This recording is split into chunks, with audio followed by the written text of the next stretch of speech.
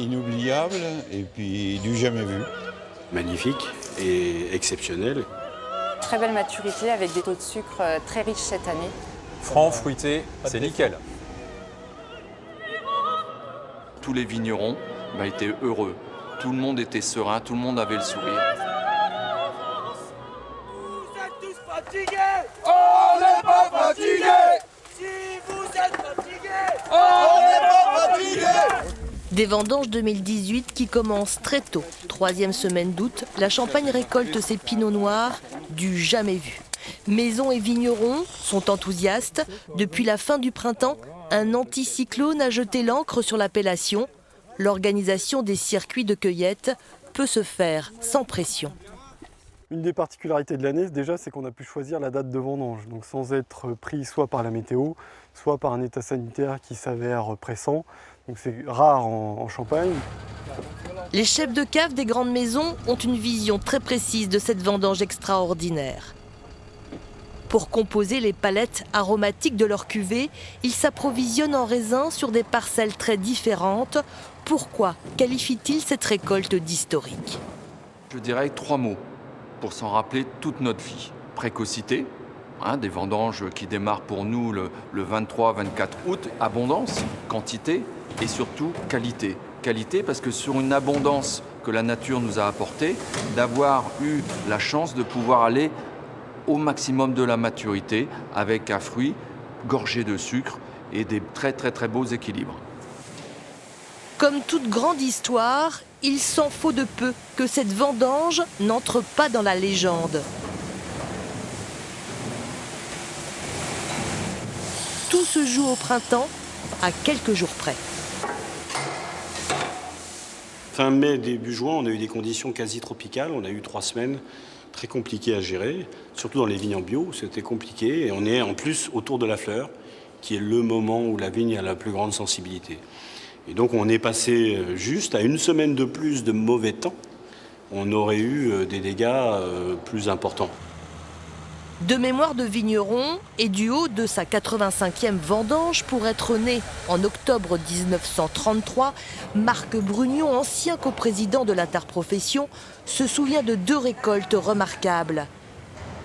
La première grosse année, c'était 70. Bon, dans mon exploitation, on a fait 16 600 kilos hectares.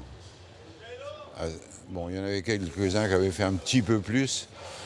Mais c'était déjà extraordinaire, parce qu'on sortait, les dernières petites années de la Champagne, c'est 69.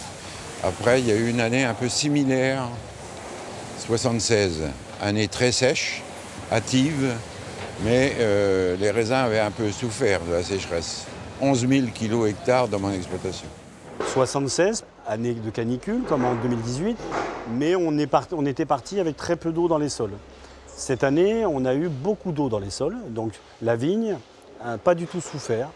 Elle a continué à s'alimenter et en plus, la craie a joué son rôle de régulateur d'humidité.